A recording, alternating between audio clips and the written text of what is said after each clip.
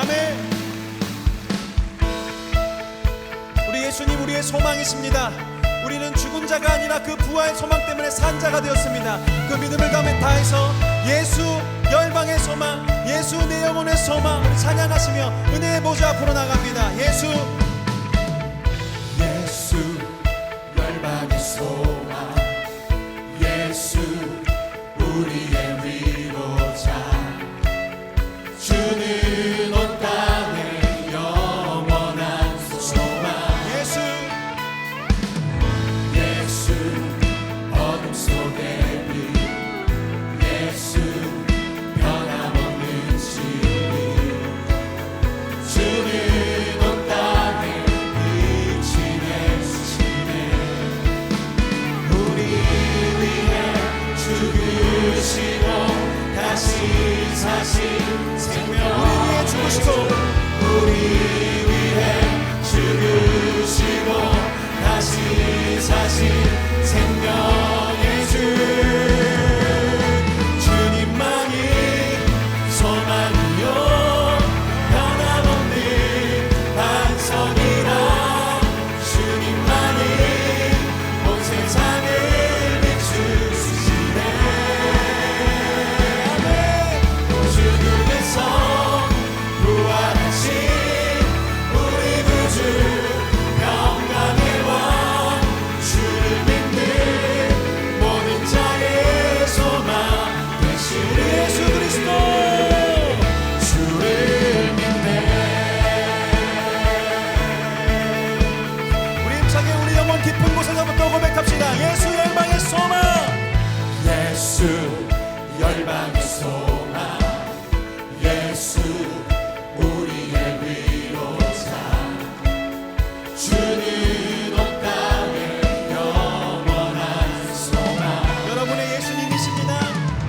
예수 어둠 속의 빛, 예수 변함없는 진리, 주는 온 땅의 빛이 되시네.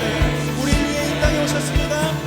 우리 위해 죽으시고 다시 사신 생명, 우리 위에 죽으시고 우리 위해 죽으시고 다시 사신 생명의 주, 주님만이 소망이요 변함없는 반석이라, 주님만이 온 세상을 비추시네. 또 죽음에서 부활하신 우리 구주, 평강의 왕, 주를 믿는 모든 자의 소망 되신 주를 믿네.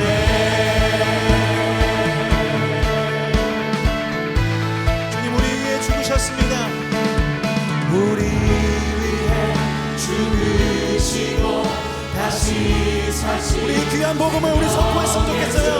우리 위해 죽으시고 다시 사신 우리 위에 죽으셨습니다. 우리 위해 죽으시고 다시 사신 생명, 우리 위에 죽으시고 우리 위해 죽으시고 다시 사신 생명의 주, 주님만이 소망이요 변함없는 반석이라, 주님만이 온 세상을 비추시네.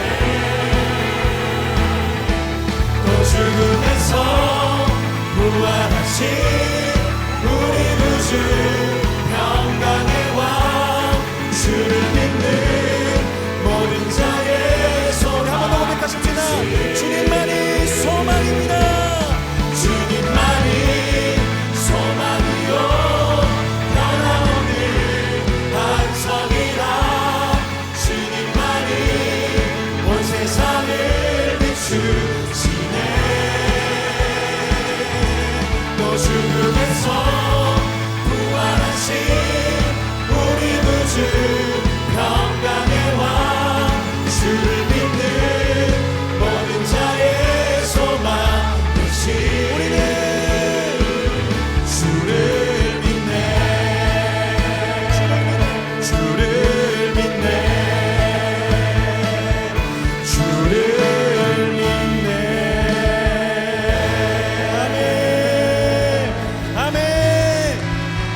예수 그리스도께서 우리를 위해 이 땅에 오셨습니다.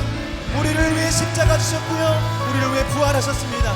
우리 시간 그 믿음을 가지고 이 시간 자리에서 다 함께 일어나십시다.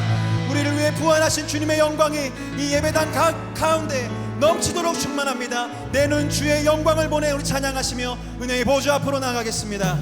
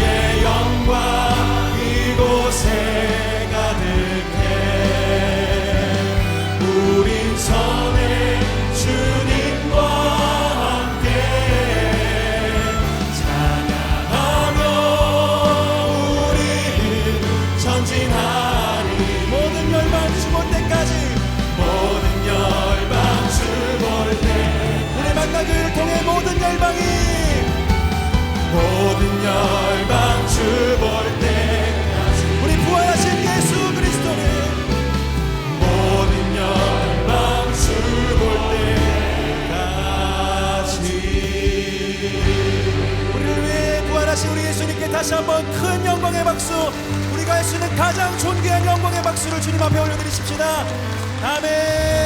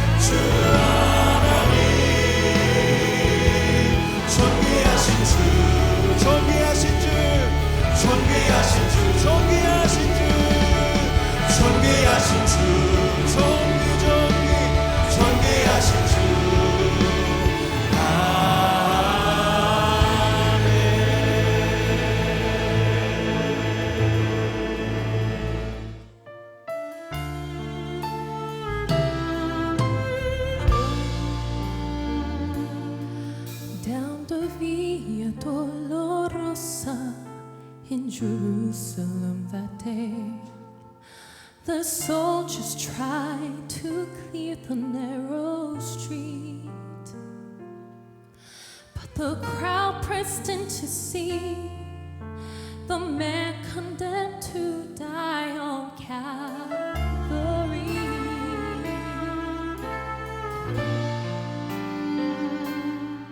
He was bleeding from the beating, there were stripes upon his back, and he wore a crown of thorns upon his head, and he bore with every step the scorn of those who cried out for his death. Down the Via Dolorosa, called the way of suffering, like a lamb came the Messiah, Christ the King. But he chose to walk that road out of his love for you and me. Down the Via Dolorosa, all the way to Calvary.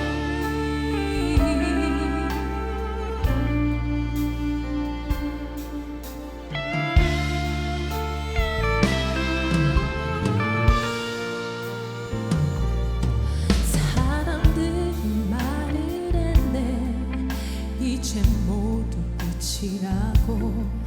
더 이상 그를 기대할 수 없다고. 자신마저 못 구원한 그는 메시아일 수가 없다고.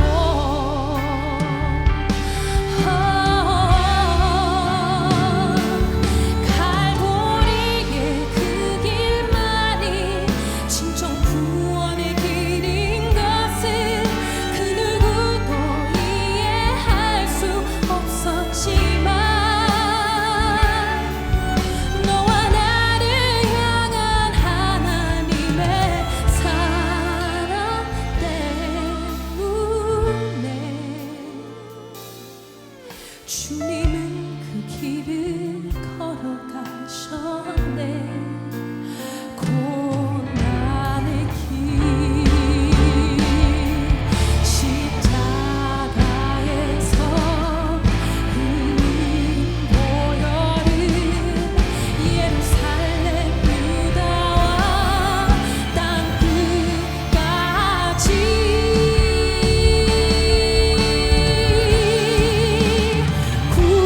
구원의 강물이 되어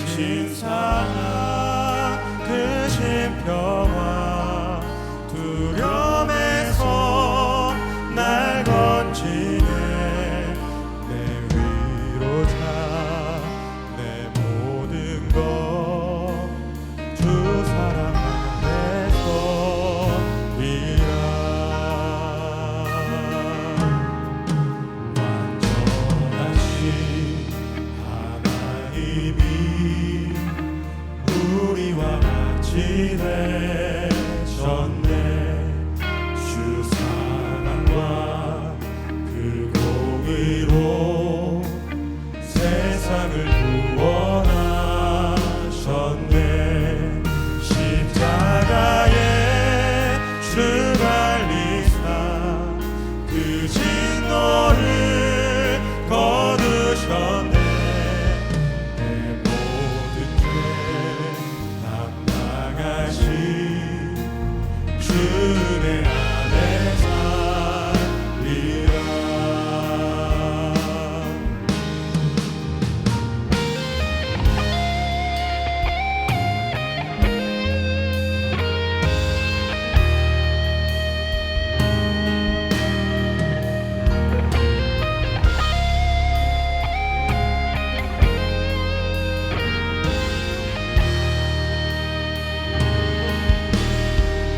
주님과 세상의 빛 어둠 속에 누이셨네. 영광스러운 그의 날에 무덤에서 부활했네. 승리하신 우리 주님 원수들을 물리쳐내. 나 주의 것 주 나의 것 주 보혈 안에 살리라.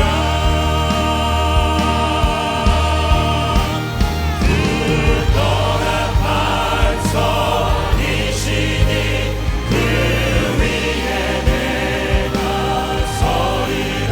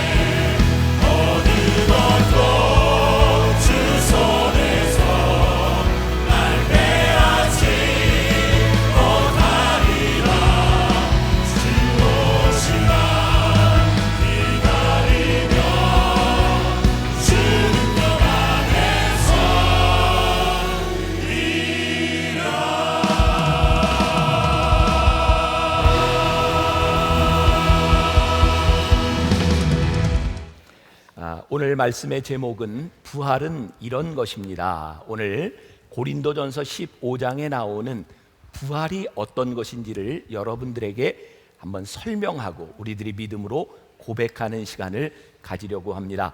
오늘은 순서가 조금씩 뒤로 딜레이가 돼서 다른 때보다 한 5분에서 7분 정도 예배 시간이 길어질 예정입니다.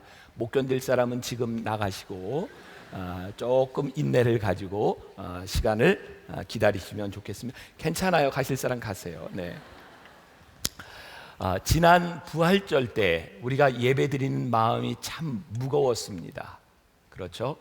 부활절 3일 전에 세월호 사고가 났고 부활절은 우리들이 많은 슬픔 가운데 예배를 드렸던 날이기도 합니다. 그런데 오늘 그때 있었던 사고로 인해서 부활을 생각나게 하는 한 이야기가 있었습니다. 이미 여러분들이 알고 있는 이야기이기도 합니다. 세월호 갑판까지 나왔다가 친구들을 구하려고 들어갔다 나오지 못한 온유왕의 이야기입니다. 근데 우리들에게 알려지지 않은 이야기가 있습니다. 온유양의 태명이 부활이었답니다. 4월 16일에 세월호 사고가 있었고 3일 뒤 온유가 31번째 희생제로 발견되던 그날이 4월 19일 지난해 부활절이었습니다. 그 어머니와 아버지는 31번째 희생제로 발견되던 그날 그 팽목항으로 내려가면서 우리 딸이 그 사명 죽은 아이의 명단 가운데 있으리라고 하는 것을 직감했다고 합니다. 온유왕을 통해서, 그녀의 죽음을 통해서 우리는 부활이 무엇인가를 다시 한번 생각해 보게 됩니다. 온유왕의 죽음과 그리고 그 부모님의 담담함은 많은 사람들에게 감동을 주었는데, 특별히 온유왕의 장례식에 조문을 왔던 김문수 경기지사는 이 어머니와 아버지를 찾아가서 그 이야기를 듣고 그 교회 목사님을 찾아가 그 신앙이 무엇인지를 알기를 원했고, 기도를 받고 이 평안함이 무엇인가 의문을 가지고 돌아갔다는 이야기를 합니다. 온유는 천국으로 떠나는 길에도 그렇게 복음을, 부활을 보여주었습니다. 오늘 우리들에게 도전이 되는 한 신앙인 어린 아이의 이야기입니다. 부활이 무엇인가? 신앙이 무엇인가? 믿음이 무엇인가? 부활은 우리들의 눈에 보이지 않습니다. 그래서 우리는 부활을 믿는 것이 참 힘이 듭니다. 죽음은 우리들이 설명할 수 없는 또 하나의 신비적인 영역이기도 합니다. 부활 역시 우리들이 설명할 수 없는 신비의 영역입니다. 사람이 죽는 것도 설명하기 참 힘든 것이지만, 살아나는 것, 또 무엇보다 영적인 신비, 이것이 우리들에게 참 믿음에 힘들게 하는 일이기도 합니다. 요한복음 11장에 보면 죽은 나사로가 살아나는 장면이 있습니다. 예수님께서 나사로야 일어나라, 죽어서 냄새가 나는 그 무덤 앞에서 부르십니다. 어떤 사람이 그런 이야기를 냈더라고요. 왜 예수님이 나사로야 이름까지 불렀을까? 아마도 그 사람이 또 묻고 대답을 했어요. 아마 이름을 안 불렀으면 다른 시체들이 다 일어날까 봐 아마 그 이름을 부른 것이다. 어떻게 그 사람만 살아날 수 있는가 신비롭습니다. 그런데 중요한 것은 살아났던 나사로는 또 죽었다는 것입니다. 사실 죽음에서 우리들이 사는 육체의 질병에서 나음을 얻는 그것보다 더 중요한 것이 있는데, 그것은 우리의 영생의 부활입니다. 신앙은 믿음에서 시작됩니다. 믿음은 비이성적이 아니라 좀 더 밝은 지혜를 우리들에게 가져다 줍니다. 많은 사람들이 믿음을 가지는데 걸림돌을 가지고 있습니다. 도대체 믿어지지 않는다는 겁니다. 그 중에 대표적인 성 어거스틴은 그의 삶에서 그는 성실하게 믿음을 찾으려고 하는 사람이었고, 여러 가지 공부들을 통해서 하나님을 알아가려 합니다.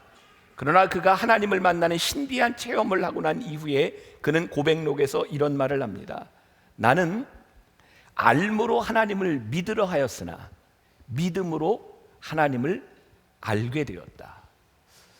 알아서 믿는 것이 너무너무 힘든 것 같습니다. 왜냐하면 하나님께서 하시는 일과 특히 이 부활의 이야기는 우리의 이성적인 영역으로 우리의 상식과 지식을 가지고는 해결되지 않는 것이 참 많기 때문입니다.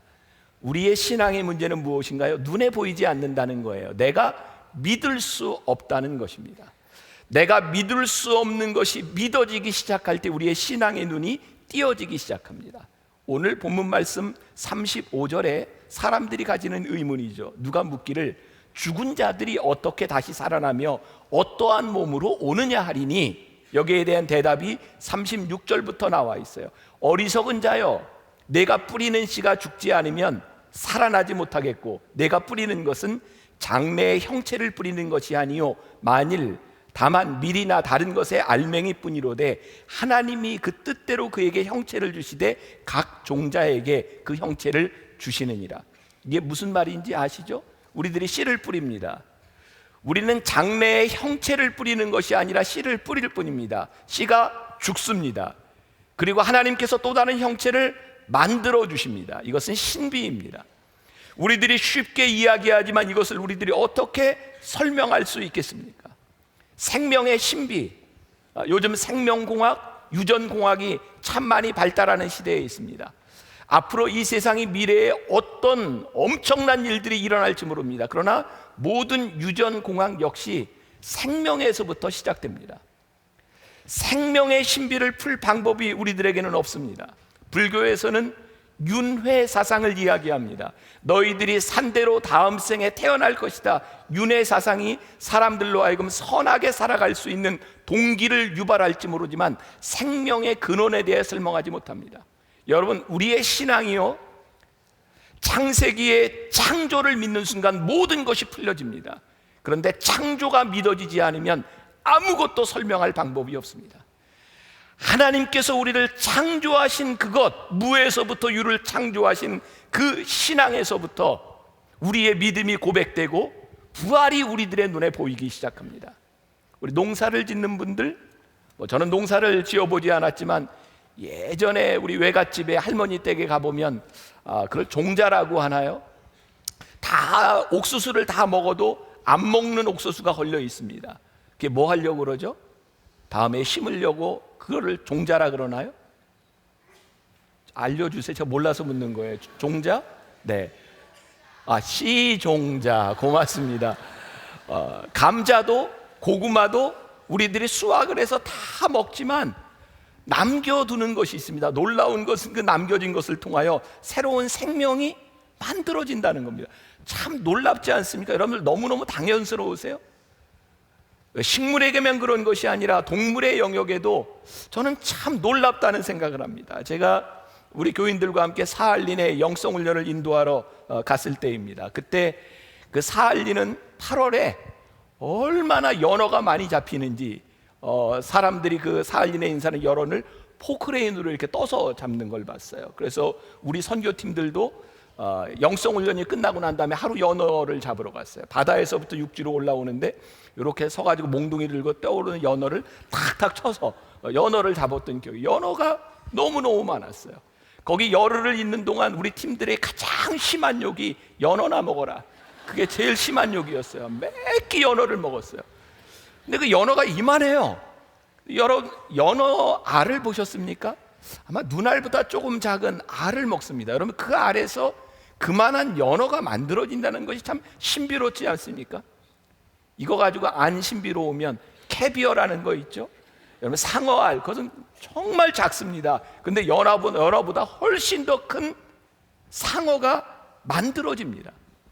우리가 너무너무 당연하게 생각하는 이 신비를 우리들이 어떻게 설명할 것이냐는 이야기예요. 성장의 신비, 죽는 신비, 생명이 이어지는 신비. 그런데 사도 바울이 이렇게 얘기합니다. 부활도 그와 같은 신비니라. 39절부터 44절 우리가 읽은 부분 말씀에 육체는 다 같은 육체가 아니니라. 씨를 뿌려도 다 같은 씨가 아니듯이 하나는 사람의 육체요, 하나는 짐승의 육체요, 하나는 새의 육체요, 하나는 물고기의 육체라. 하늘에 속한 형체도 있고 땅에 속한 형체도 있으니 하늘에 속한 것의 영광이 있고 땅에 속한 것의 영광이 따로 있다. 해의 영광이 다르고 달의 영광이 다르며 별의 영광도 다른데 별과 별의 영광도 다르다. 죽은 자의 부활도 그와 같으니 썩은 것으로 심고 썩지 아니한 것으로 다시 살아나며 욕된 것으로 심고 영광스러운 것으로 다시 살아나며 약한 것으로 심고 강한 것으로 다시 살아나며 육의 몸으로 심고 신령한 몸으로 다시 살아나니 육의 몸이 있은즉 또 영의 몸도 있느니라. 우리들이 설명할 수 없는 신비의 영역, 부활은 신비고 하나님의 신비를 우리들이 믿음으로 고백하기 시작할 때 그 신비는 우리들에게 소망을 줍니다. 사랑하는 여러분, 부활은 우리들에게 소망입니다. 우리들에게 부활이 없다면 우리들의 믿음은 절대로 소망적일 수 없습니다. 가장 큰 문제, 우리들에게 보이지 아니하지만 하나님이 우리를 보고 계시고 우리들이 설명할 수 없지만 하나님이 우리를 창조하시는 그것 때문에 우리들이 소망을 고백하는 것, 그것이 믿음입니다. 제가 말씀을 준비하며 보았던 한 글에 세계 2차 대전 중 독일이 런던을 대공습할 때의 일입니다. 비행기에서 폭격이 일어났고 이제 한 가정에 폭격 때문에 이제 피신을 해야 되는 상황에서 너무나 급작스럽게 포탄이 떨어지고 있는데 아버지가 딸아이를 데리고 숨을 곳을 찾습니다. 그런데 보니까 폭탄이 떨어져서 깊게 파인 웅덩이가 있어요. 아버지가 먼저 내려갔답니다. 딸아, 내려와라, 일로 내려와. 그런데 딸이 이야기합니다. 아빠가 안 보여요. 여러분, 포탄이 떨어지는 곳에 깊게 파인 웅덩이에 아빠가 내려가 있는데 그 밤에 아빠의 모습이 보이지 않는 겁니다. 그때 아빠가 이렇게 얘기합니다. 딸아, 네가 아빠를 보지 못하지만 아빠는 네가 보여. 뛰어내려. 딸아이가 뛰어내립니다.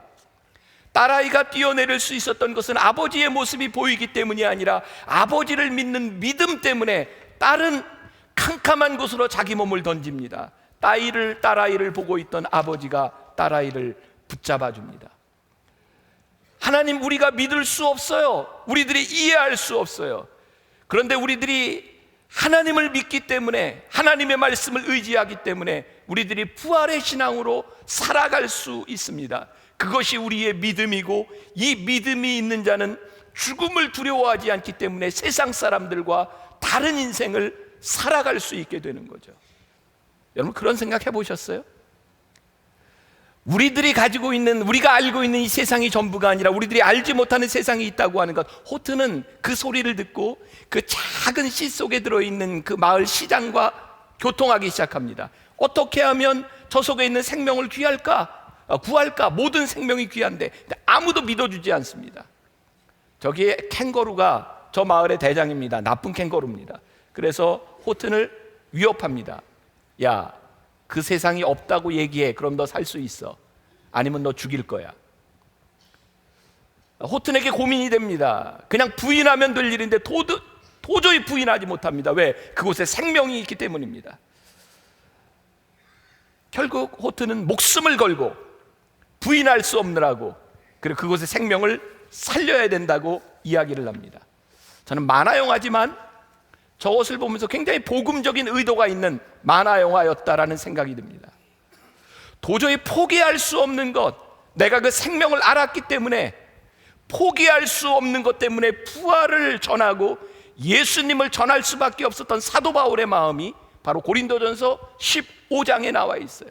제가 어제 책을 읽는데 Jesus Continued라고 하는 책이었는데 거기에 그런 이야기가 나오더라고요. 몇 년 전 LA에서 지진이 일었을 때 실제 일어났던 일입니다. 어떤 사람이 차를 타고 잠깐 지진이 나는 동안 멈춰섰다가 차를 타고 가는데 하이웨이를 올라가게 됐어요. 다리를 지나가게 됐습니다. 그런데 무언가 이상한 걸 발견하게 됩니다. 먼저 가던 차들이 다리 위를 가다가 갑자기 없어지는 걸 발견합니다. 그래서 이 사람이 차를 세우고 보니까 글쎄 그 다리 중간이 지진으로 뚝 끊겨져 있는 거예요. 이 사람이 차들이 달려오는 것을 보고 이 사람이 가지 말라고 이렇게 막습니다. 근데 차 두 대가 이 사람을 무시하고 밤에 누가 이렇게 차를 세우나 해서 그냥 가다 뚝 떨어집니다. 근데 저 뒤에서부터 보니까 버스 한 대가 오는 거예요.